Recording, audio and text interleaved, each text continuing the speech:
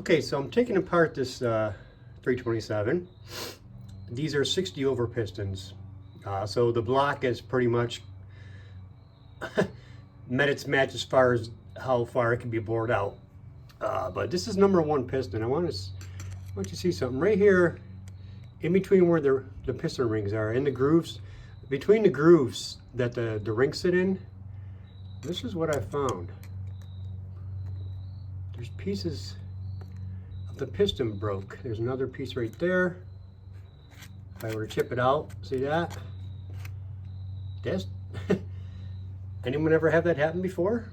What would cause that? Excessive heat, maybe? Let me know in the comments if you've ever come across this again. It's the first time I've seen it. Anyways, I'll record more as I find more mistakes. See ya.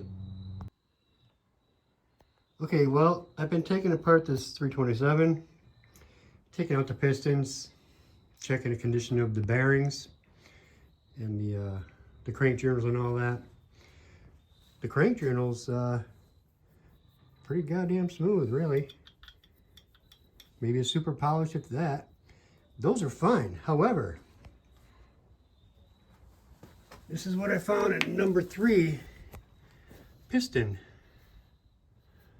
Let me show you. See how that chunk missing out of there? That just fell out of there when it came out of the cylinder. What the hell causes that? Excessive heat? That's the second piston I pulled out where it had chunks of the piston broken off around where the rings set.